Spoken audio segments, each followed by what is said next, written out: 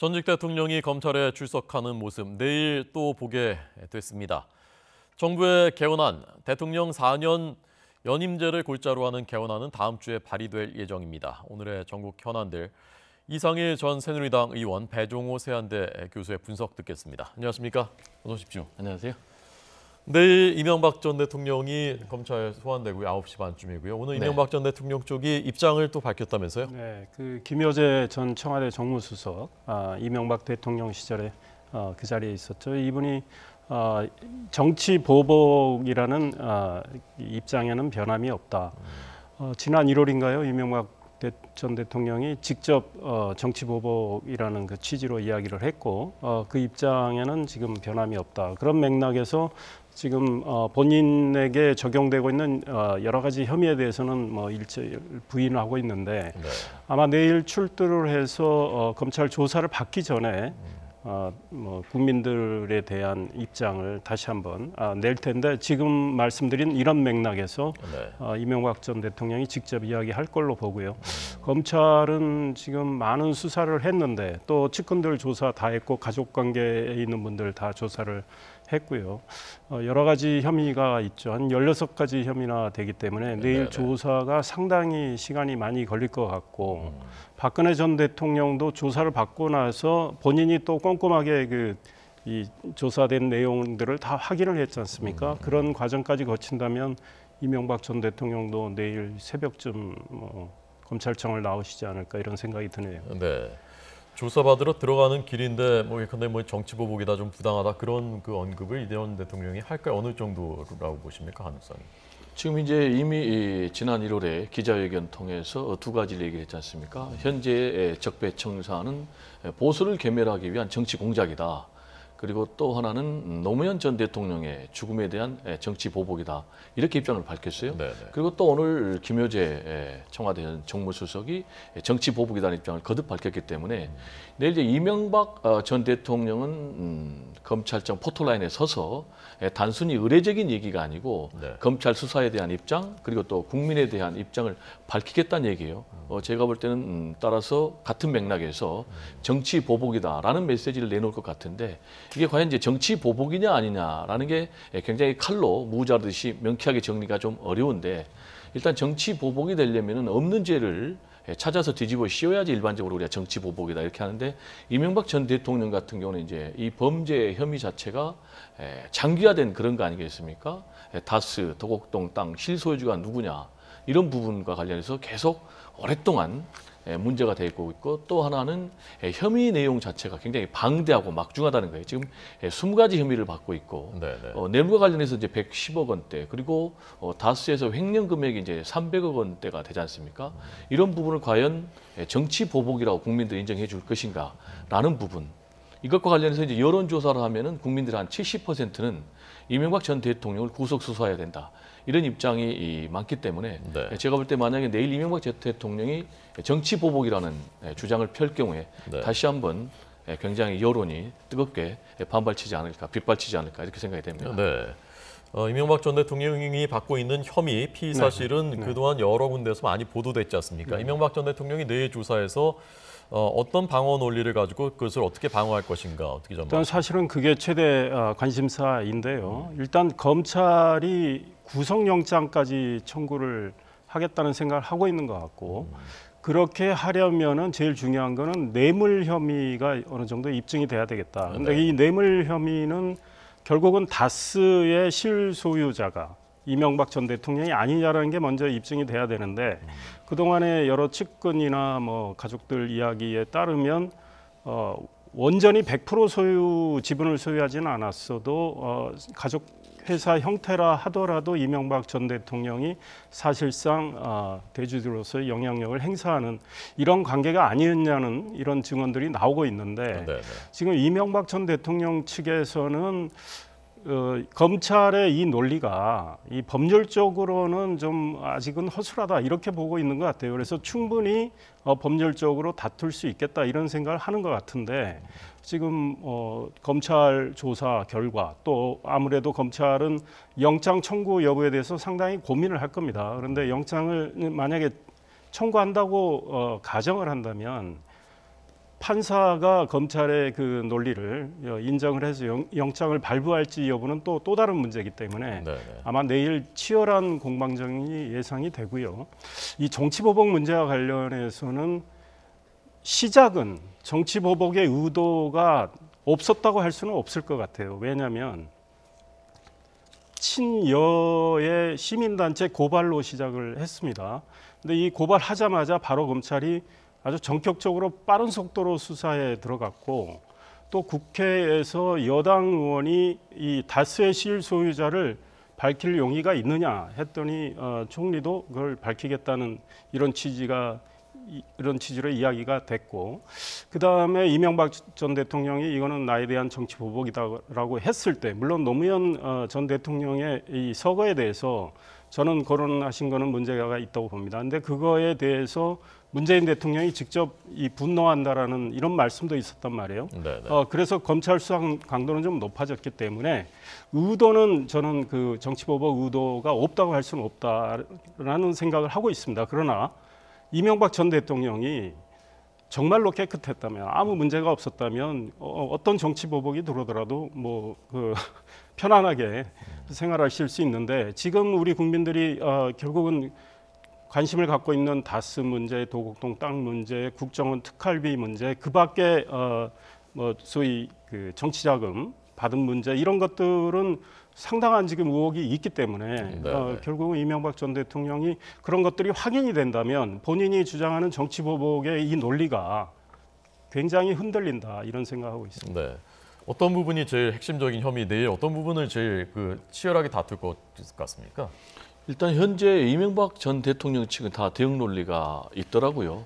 예를 들면 이제 국정원 특수활동비 17억 5천만 원. 네네. 그건 이제 나는 보고받은 바도 없고 나는 거기에 대해서 전혀 알지 못한다, 이런 논리고, 그리고 이제 삼성 측에서 대납했던 이제 다스 소송 비용 60억 원, 그것도 나도 검찰 수사를 통해서 이제 알았다. 그리고 또 측근들이 받았다는, 또 친구들 통해서 이명박 전 대통령이 건네졌다는 여러 가지 이제 뇌물과 관련해서 수십억 원, 나는 이제 전혀 모르는 문제고 측근들이 한 것이다, 이제 이런 얘기란 말이에요. 그리고 이제 다스의 실소유주 논란과 관련해서도 진술은 분명히 있습니다. 그리고 또 정황 증거도 있고, 그런데 구체적인 무슨 계약서가 있는 것 아니냐 라면서 지금 이명박 전 대통령 측이 반론을 펼치고 있기 때문에, 제가 볼 때 이제 검찰에서 결정적인 물증, 이른바 스모킹건이죠, 그걸 내놓아야 되는데 그게 없이는 검찰도 소환하지 않을 것이다. 그리고 이제 이명박 전 대통령 측에서도 결정적인 물증이 기습적으로 제기되면 어떻게 할까라는 부분에 대해 좀 고민을 하고 있다고 하는데요. 결국 이제 이명박 전 대통령 문제가 정치 보복이냐 아니냐라는 건데, 1차적으로 제가 볼 때는 이제 사법부의 법정에서 재판부에 의해서 가려진다고 저는 보고요. 거기서 이제 만약에 유죄가 된다면은 정치 보복의 논리가 굉장히 무색해지고, 그다음에 또 하나는 이제 저는 역사의 법정의 평가가 굉장히 중요하다고 봅니다. 지금까지 이제 역대 대통령들이 대체로 다 이렇게 불행한 결과를 맞았는데, 현재 박근혜 전 대통령은 구속 수감 중이고, 그리고 또 전두환 노태우 전 대통령 같은 경우도 역사적으로 또 법적으로 단죄를 받았는데, 그때 당시에 이제 전두환 전 대통령 같은 게 가장 강력하게 나는 이제 정치 보복이다, 억울하다라고 했지만은 사법부에서 유죄 판결이 내려졌고, 지금 역사적으로도 역사의 법정에서도 유죄 판결이 저는 내려졌다고 보거든요. 그래서 이 두 가지 법정에서 과연 어떤 평가를 내려지느냐에 따라서 정치 보복인지 아니면은 단죄인지가 결정이 난다고 저는 생각을 합니다. 네, 이 전 의원님은 구속영장 청구될 가능성이 더 높다고 보시는 거고요. 저는 검찰이 이 정도까지 정말 집중적으로 많은 수사를 했고, 지금 검찰이 언론을 통해서 이야기하는 걸 보면 결국은 영장을 청구하지 않을까, 이런 생각을 하고, 지금 이렇게 수사를 해놓고 영장을 청구하지 않는다 그러면 검찰 그동안의 검찰 수사가 부실했다는 걸 스스로 증명하는 셈이 되기 때문에, 또 박근혜 전 대통령과의 형평성 문제도 검찰은 생각할 거고요. 결국은 뇌물 혐의에 대한 어떤 자신감이 있다면 바로 영장 청구를 할 텐데, 이게 만약에 이 논리가 깨진다면 나머지는 횡령, 배임, 직권남용, 이런 등등의 혐의인데요. 이거 가지고 영장 청구했을 때는 과연 영장이 발부될까, 이런 걱정을 하게 되거든요. 그러니까 역시 핵심은 뇌물 혐의를 입증하는 거다. 그러기 위해서는 다스의 실소유자가 이명박 전 대통령이라는 걸 검찰이 어떤 확신을 갖고 있고 관련 증거들과 진술들을 제시를 네네. 해야 되겠죠. 지금까지 조사한 바로 보면 증언들은 꽤 있는 것 같고 입증할 만한 어떤 증거가 분명한 증거가 있는지는 모르겠지만 다스 문제는 국민들이 보기에도 정말 중요한 것이 2002년 서울시장 선거 때 또 2007년 대선 때 이명박 전 대통령은 그때 선거 때마다 도곡동 땅과 다스 문제와 관련해서 나하고 관계가 없는 거다. 나는 다스의 지분 하나 가지고 있지 않고 도곡동 땅도 내 것이 아니다. 이런 말씀을 하시고 서울 시민과 국민의 선택을 받은 거거든요. 네. 만약에 그런데 그것이 거짓임이 드러난다면 이거는 어떤 사법적인 단죄와는 별개로 정치적 도덕적으로 이건 국민에 대한 기만이기 때문에 이건 굉장히 큰 문제다. 근데 네. 결국 이명박 전 대통령도 이에 대해서는 나름대로 어떤 방어 논리가 있겠지만 결국은 내일 조사 또 그에 따른 검찰의 후속 조치, 법원의 판단 이런 것들을 지켜봐야 될 것 같아요. 네. 뭐 아직은 예단하기 어렵습니다만 만약에 영장이 청구되고 영장이 발부되고 구속된다면은 전직 대통령 구속 수감이 몇 번째가 되는 건가요? 지금 이제 현재 전두환 전 대통령 그리고 노태우 전 대통령 그리고 이제 박근혜 전 대통령 그리고 이명박 전 대통령 네 분이 되는 거고요. 이제 노무현 전 대통령의 경우는 이제 수사 중에 불행한 일이 있었고요. 근데 지금 이명박 전 대통령 측에서는 물증이 없다라고 지금 뇌물과 관련해서 특히 이제 주장을 하는데 그 중에 국정원 특수활동비 같은 경우는 분명히 국정원에서 돈이 빠져나간 증거가 있거든요. 네네. 그리고 당시 국정원장이었던 이제 원세훈 국정원장, 김성호 국정원장도 그 돈을 MB 측에 전달했다라고 진술을 하고 있고, 그리고 김백준 청와대 총무기획비서관도 이 돈을 받아서 MB에게 전달했다라고 증언을 하고 있기 때문에 진술을 하고 있기 때문에 네네. 제가 볼 때 이명박 전 대통령이 나는 받은 바 없다라고 했을 경우에 그게 통상적인 뇌물수수 사건에서 무죄가 입증이 되겠느냐라는 것과 관련해서 제가 이명박 전 대통령 측이 좀 불리해 보이지 않나 이런 생각이 듭니다. 네. 내일 이제 변호인들이 입회를 하게 되고요. 조사받을 때 입회를 네. 하게 되고 변호인단 구성에서 청와대 민정수석했었던 정동기 변호사 네. 검찰 고위직 출신은 들어가지 못하게 됐고요. 네. 김효재 전 정무수석은 변호인단 구성하는 것 관련해서 지금 재정적인 어려움도 있다라고 했다는데 그 부분 좀 더 쉽게 설명해 주십시오. 네, 일단은 정동기 전 민정수석 이명박 정부에서 상당히 중요한 역할을 했죠. 이분이 이번에 이 법률적인 어떤 대비하는 데 있어서 이 캡틴 역할을 했단 말이죠. 네, 좌장 역할을 했는데 2007년에 이분이 대검 차장으로 있으면서 그 당시에 대선 상황인데 BBK와 도곡동 땅 문제 이런 것들과 관련해서 검찰 수사가 있었단 말이에요. 그때 검찰 수사 결과는 BBK는 이명박 전 대통령하고 상관이 없다. 도곡동 땅도 이상은 씨와 이명박 전 대통령 처남인 그 김재정 씨 소유로 보이는데 이명박 전 대통령의 형님인 이상은 씨의 이 소유는 제3자의 것이 아닌가라는 의문이 있다. 근데 그 제3자는 누군지 모르겠다. 이런 결론이 나왔어요. 그래서 이명박 전 대통령은 그에 대해서는 홀가분한 입장에서 결국 국민의 선택을 받은 거란 말이죠. 근데 그때 그 검찰 수사를 할 때 대검 차장이던 정동기 전 민정수석이 사실상 수사 지휘를 한 거 아니냐라는 판단을 대한변협에서 내려서 결국은 이명박 전 대통령을 변호할 수 없다라는 어제 그 결정을 내렸죠. 그러니까 정동기 전 민정수석은 빠진 채 그 밑에 강훈 전 청와대 법무비서관, 서울 고법판사 출신이고 상당히 이 법률적으로는 굉장히 뛰어난 분으로 알려져 있습니다. 이분이 사실상 지휘를 하면서 밑에 연배가 좀 어린, 상당히 어린 두 명의 변호사하고 일단 세 명이 법률 조언을 하게 되는데요. 지금 김효재 전 정무수석에 따르면 변호사들은 좀 더 보강이 돼야 되겠다. 당장은 세 분으로 가지만 그러나 또 재정적인 어려움이 있다라는 건데 서울시장 때 월급을 받지 않고 또 재산도 혼납했기 때문에 이명박 전 대통령이 재정적으로 좀 어렵다. 아주 이 큰 대형 로펌이나 이런 쪽에 법률 지원을 받기는 좀 어려운 상황이다라고 하는데 글쎄요, 뭐 지금 차명재산 문제도 검찰이 많이 조사를 했고 뭐 이러기 때문에 이 문제에 대해서 우리가 뭐 돈이 없어서 큰 대형 로펌의 지원을 못 받는다 이 논리가 국민들한테는 어느 정도 이 설득력이 있을지는 잘 모르겠습니다. 네.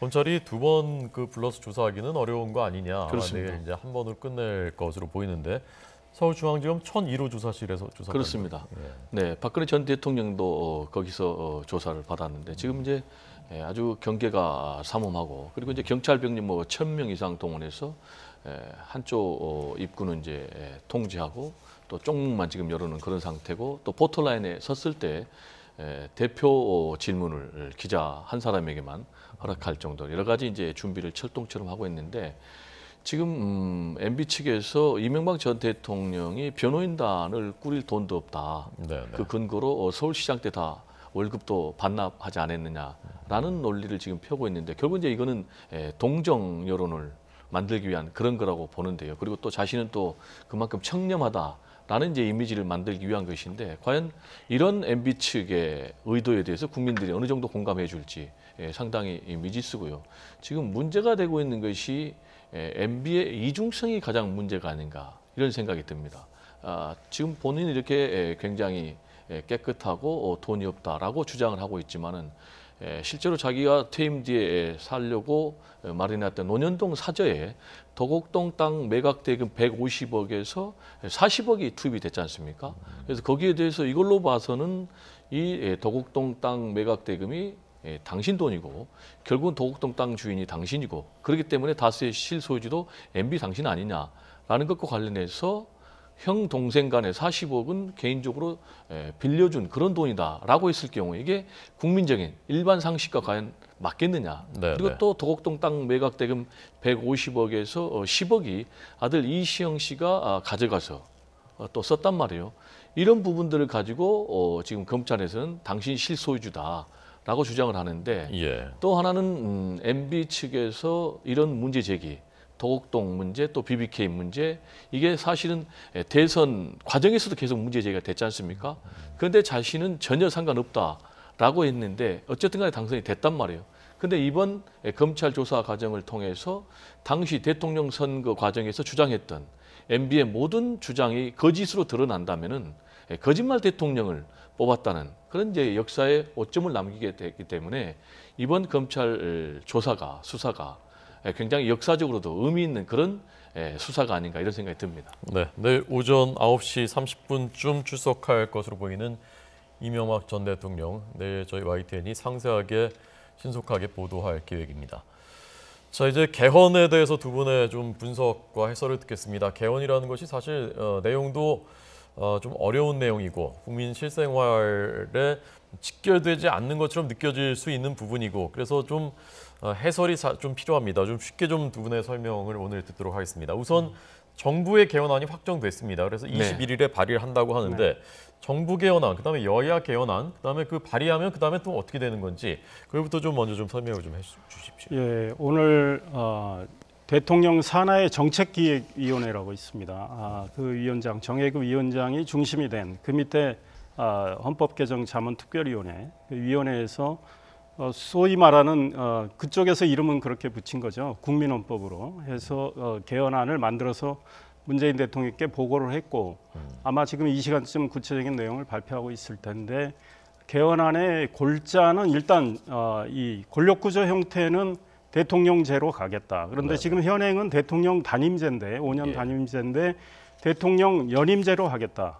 그러니까 4년씩 2번 연임하게끔 할 수 하겠다. 잇따라만 할 수 있다는 거죠. 네, 그렇죠. 중임제하고 좀 다른 의미죠. 그래서 연임제로 하겠다. 그리고 이 대통령 선출에 있어서 지금 우리 현재는 한 표라도 많으면 대통령이 되는 건데 지금 결선 투표제를 도입을 해서 그러니까 1차 선거에서 통상은 득표율이 50%를 넘지 못하면 다시 1, 2 후보 정도로 해서 결선 투표를 하는데 그런 결선 투표제를 도입을 하겠다 이런 이야기가 눈에 띄고요. 그러나 지금 정치권에서는 네네. 특히 야권에서는 대통령 중임제 말고 연임제 말고 이원 집정부제를 하자는 이야기도 있고 해서 권력 구조에 대해서는 굉장히 이견이 많습니다. 그래서 문재인 대통령이 지금 보고는 받았어도 21일 날 대통령의 개헌안을 발의를 할 때 이 권력 구조에 대해서는 뺄 가능성도 있습니다.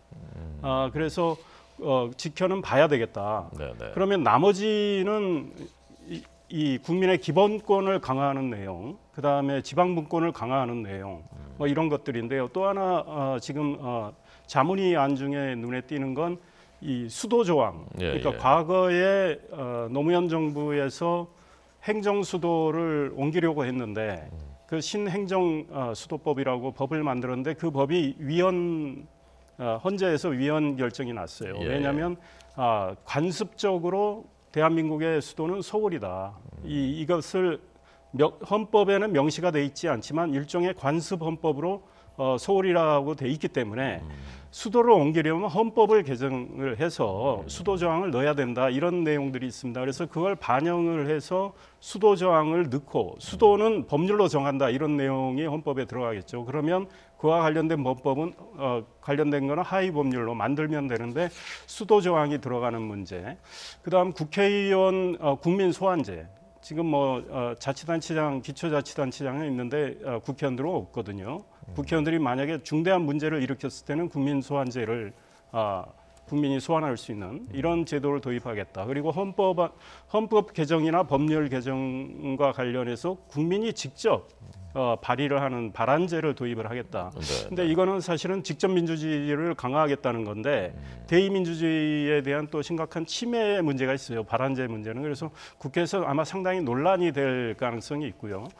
지방분권 강화 관련해서는 지금 광역 단체장, 시도지사와 대통령이 지방의 문제를 협의하는 제2국무회의 성격의 어떤 회의체를 만들겠다. 네네. 이런 내용 등등이 들어가 있는데요. 중요한 것은 지금 야당이 오늘 뭐 굉장히 반발하고 있습니다. 심지어 여당과 늘 행보를 같이 하고 있는 정의당이나 민평당에서도 대통령이 주도를 하고 대통령이 개헌안을 발의하면 이거는 개헌이 안 되는 거다. 그래서 상당히 비판적인 입장을 내놨는데 저는 대통령이 야당한테 좀 빨리 이 개헌은 정말 국가의 기본 틀을 만드는 중대한 문제이기 때문에 여야가 빨리 협의를 해서 좋은 개헌안을 국회에서 만들어주라는 그런 취지로 지금 어느 정도의 압박하는 취지로 개헌을 이야기하는 건 몰라도 정말로 개헌안을 발의하면 내용이 아무리 좋아도 야당은 아마 그걸 부결시킬 가능성이 큽니다. 그렇게 되면 국회에서 부결이 되면 국민투표에 갈 수가 없어요. 그래서 정세균 국회의장도 현실적으로는 6월 13일 지방선거에서 개헌안을 국민투표에 붙일 수가 없다. 이제는 차선책을 생각하자 이런 이야기를 하고 있죠. 네. 배 교수님은 지금 이 개헌안 중에 어떤 부분이 제일 지금 중요한 부분이라고 생각하십니까? 저는 이제 역시 가장 중요한 부분이 정부 형태, 권력 구조의 문제 아니겠습니까? 그렇지만 지금 이제 국민들 입장 또 국가적 차원에서 보면은 지방 분권 문제가 굉장히 중요하다고 보여요. 실제로 이제 개헌안에 담겼어요. 그래서 이제 지방 자치를 강화하는 건데 자치 행정 그리고 자치 입법 그리고 자치 재정 이걸 이제 강화하는 이제 그런 게 담겼고요. 저는 이제 이상현 의원님과 약간 다른 부분이 이번 개헌안에는 촛불혁명 정신이 담길 수밖에 저는 없다고 생각합니다. 그런 측면에서 직접 민주주의제 요소를 강미하는 게 굉장히 중요하고 그런 차원에서 이제 국민 발안제 그리고 또 국회의원을 직접 소환해서 파면할 수 있는 국민 소환제 이건 이제 굉장히 저는 중요하다 이런 생각이 들고요. 또 이번 헌법 개정안을 보면은 헌법 전문을 지금 수정을 했지 않습니까? 지금까지 역사적으로 두 가지가 있지 않습니까? 3.1절하고 4.19 민주주의. 이 역사적인 사건 두 가지만 있는데 여기에다가 5.18 광주 민주화 항쟁, 그리고 또 부마 민주화 항쟁, 그리고 60 민주 대항쟁. 이 세 가지를 헌법 전문에 담겠다는 거 아니겠습니까? 이 부분도 저는 이제 굉장히 중요하고 현재 또 사법부에 대한 불신이 굉장히 많습니다. 그래서 사법민주주의를 강화하겠다. 그런 정신이 담겨 있거든요. 그게 이제 무슨 얘기냐면 국민들 입장에서는 유전 무죄, 무전 유죄 이런 이제 그런 국민적인 거부감이 좀 있는 게 사실이기 때문에 네, 네. 대통령의 특별 사면권을 좀 상당 부분 제한을 하고 네. 그리고 지금 대법원장에게 굉장히 과도하게 집중돼 있는 대법관 임명이라든지 대법관 제청이라든지 또 헌법재판관 지정이라든지 이런 거를 좀 분산하겠다. 예. 이런 부분도 굉장히 중요한 의미가 있다고 생각을 합니다. 네. 저희한테 주어진 시간은 지금 짧고 보니까 이렇게 짚어봐야 될 네. 쟁점들이 꽤 있는데 그래서 시청자들께서 궁금해하실 것 같은 것들을 제가 몇 가지만 짚어서 여쭤볼 테니까 두 분 입장을 어떻게 보시는지를 좀 짧게 한번 듣겠습니다.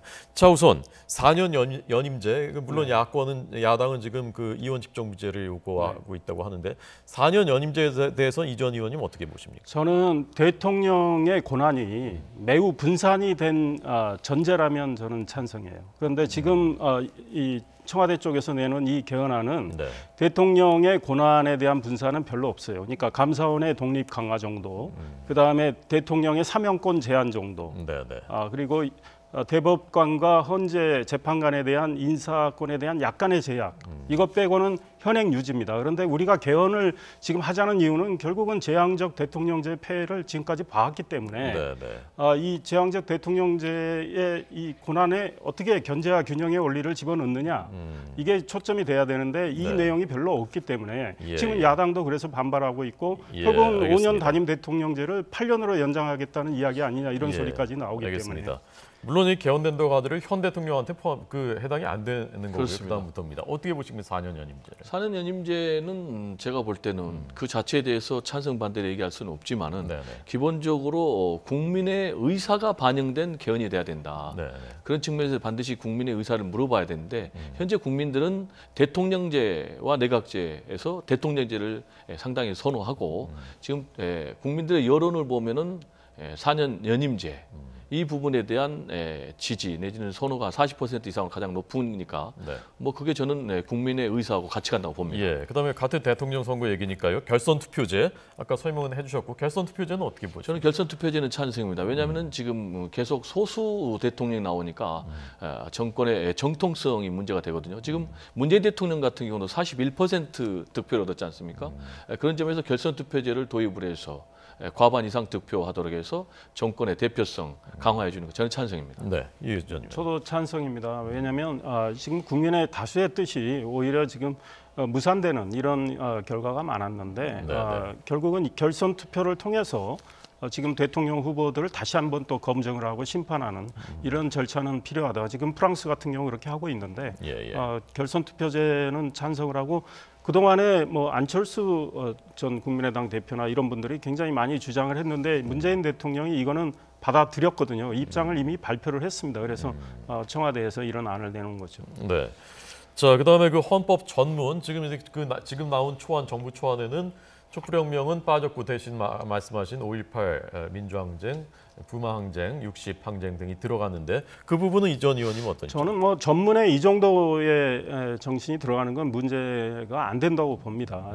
촛불에 대해서는 굉장히 논란이 생기기 때문에 청와대도 뺀 것이고요. 네. 지금 5.18 광주 민주항쟁과 관련해서 혹시 자유한국당이 반대할지 몰라도 그 정신은 이미 특별법으로 다 저기를 했고 국립묘역으로 지정이 됐고 사실 국가기념일로 지금 행사까지 하고 있는 마당에 이 문제 가지고 초안에 헌법 전문에 뺀다는 건 저는 말이 안 된다고 보고요.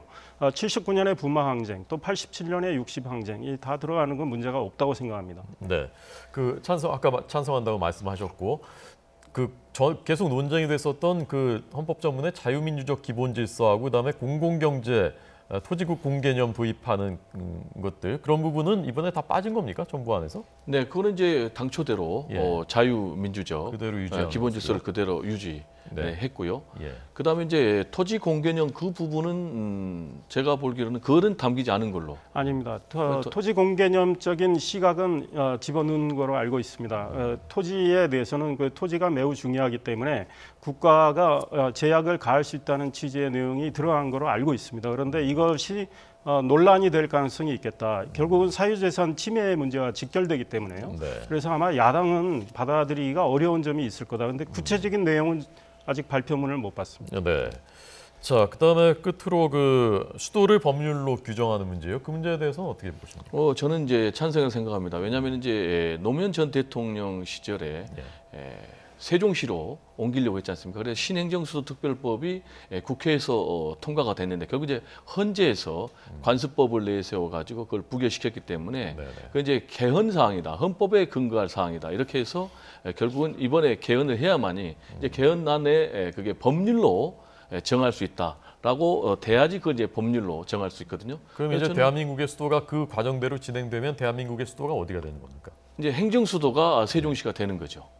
그냥 행정 수도만 규정되는 겁니까? 그렇습니다. 수도라는 건 별도의 규정이 없고요, 법률로. 네네. 거기에 대해서 이전 의원은 이에 대해서는 아마 좀 더 생각을 해봐야 될 것 같아요. 그러니까 지금 문재인 정부는 노무현 정부가 추진했던 거를 하겠다는 맥락에서 이거를 넣고 있는 것 같아요. 그래서 결국은 이 조항이 들어가면 행정 수도를 지금 세종시로 옮기고 청와대도 아마 옮길 생각이 있는 것 같아요.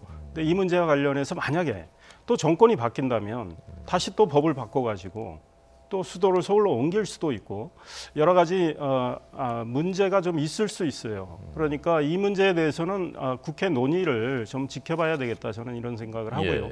아까 말씀하신 것 중에 저는 국민의 직접 민주주의 형태의 국민의 어떤 생각을 많이 반영하는 건 찬성입니다. 그래서 국회용 국민소환제는 찬성인데 국민 발안제는 상당히 혼선을 초래할 가능성이 있다. 그리고 국회의원들이 법률안 발의권이 있는데 국회의원이 법률 개정안을 내도 국회에서 심의가 안 되고 폐기되는 경우가 정말 너무나 많습니다. 근데 국민 발안제를 했을 때 여러 가지 뭐 많은 창의적인 아이디어가 나올 수는 있지만 굉장히 엉성한 내용들, 뭐 개인의 이익과 관련된 것들이 뭐 굉장히 남발될 가능성이 있다. 그래서 실효성도 별로 없겠다 이런 생각이 들어서 그래서 국민 발안제에 대해서는 좀 신중할 필요가 있겠다.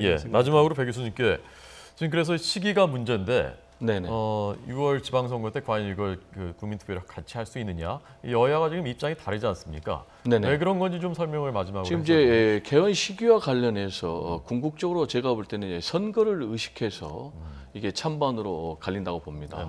그런데 사실 이제 당리당략적으로 이건 접근할 문제가 아니고 개헌 시기와 관련해서 가장 중요한 것은 과연 이번 6.13 지방선거 때 개헌 국민투표를 동시에 안 하면 언제 할 수 있겠느냐라는 문제입니다. 지금 이것과 관련해서 상당히 문재인 대통령 같은 경우는 이제 진정성을 가지고 당시에 자신이 내었던 대선 공약이기 때문에. 근데 지금 이제 홍준표 한국당 대표 같은 경우는 지난번 대선 후보 때 동시 개헌 국민투표를 주장을 했거든요. 근데 이걸 지금 100% 철회해버리고 곁다리 개헌이라면서 시기를 계속 반대하는데 그러면은 사실적으로 이번에 지방선거 때 안 하면 2020년 또 선거가 있습니다. 그럼 또 선거를 의식해서 안 되고 그다음에 2022년에 또 대통령 선거가 있으니까 안 되거든요. 그리고 정권의 후반기가 되면은 레임덕에 봉착하니까 개헌을 추진할 힘이 없고 그래서 제가 볼 때는 여야가 정말로 좀 진정성을 가지고 접근해야 되고 그러려면은 최소한 각 당의 개헌안이라도 마련이 돼야 되는데 지금 현재 자유한국당의 경우는 개헌 시기를 계속 반대만 하고 있지 자체 정당 안도 없는데 이래서는 좀 진정성을 국민들로부터 인정받기는 좀 부족하지 않나 이런 생각이 듭니다. 여당은 그 지방선거 때 투표율이 높아질까봐 야당이 반대하는 것이다 이렇게 같이 하는 것을 자유한국당은 그런 측면이 충분히 있습니다. 사실은 자유한국당이 반성을 해야 돼요. 지난 대선 때 지방선거 때 동시에 개헌안을 국민투표에 붙이겠다고 후보가 약속을 해놓고 국민한테 사과도 하지 않고 지금 파기한 상황이에요. 그에 대해서는 정말 사과를 하고 자기들의 개헌안을 가능한 한 빨리 내고요. 국회에 지금 헌정특위가 가동이 되고 있는데 그걸 최대한 신속히 가동을 해야 됩니다. 그런데 개헌은 현실입니다. 지금 문재인 대통령이 본인은 국민과의 약속을 지키기 위해서 하겠다고 하지만 야당이 지금 다 반대를 하면요. 국회 문턱도 넘지를 못해요. 그러면 개헌은 어차피 무산이 되는 겁니다. 그런데 개헌을 하기 위해서 제일 중요한 것은 저는 첫째, 자유한국당이 국민한테 사과를 하고 지금 이런 이야기를 하고 있습니다. 10월에 개헌을 하겠다. 이런 이야기를 하고 있죠. 그러니까 10월 개헌을 약속을 하는 거예요. 그 약속은 다른 여야가 함께 해서 국회 차원에서 10월에는 반드시 개헌을 하겠다. 그러니 문 대통령의 개헌안은 참고 자료로 삼겠다 이러고 개헌 작업을 서둘러야지 저는 가능하다고 봅니다. 근데 이번에도 자유한국당이 10월 돼가지고 또 개헌을 안 한다? 그러면 그때 국민의 굉장한 비판을 받게 될 거예요. 근데 이번에는 지방선거 때문에 결국 문 대통령이 내놓은 것도 지방선거용이라고 봐요. 왜냐하면 야당이 나는 약속을 지키려고 했는데 야당이 선거 때문에 반대해서 무산됐다. 나는 최선을 다했다. 이거 보여주기 위한 거고 야당은 반개헌 세력이라는 낙인을 찍어서 선거 때 공세를 취하려는 생각이 있습니다. 근데 야당은 또 투표율이 올라갈까 봐 지금 반대하고 있는데 지금 여야가 이야기를 해서 10월에 개헌을 하겠다. 그리고 문 대통령 이런 말씀하셨죠. 권력구조에 대해서는 여야가 이견이 크다면 권력구조를 빼고 지방분권만 해서 2단계 개헌을 하겠다. 그런데 개헌을 동시에 해야 국민투표와 지방선거 같이 해야 1,200원의 투표 비용이 세이브가 된다, 절약이 된다고 했는데 2단계 개헌을 한다면 1,200억 원은 또 들어갑니다. 그러니까 10월에 동시에 개헌하는 거로 하는 게 좋겠다 이런 생각입니다. 네, 오늘 전국 현안, 정치권 그리고 언론계에 오래 몸 담으셨던 이상희 전 의원님, 배종호 교수님 두 분 분석 해설 잘 들었습니다. 고맙습니다. 네, 감사합니다.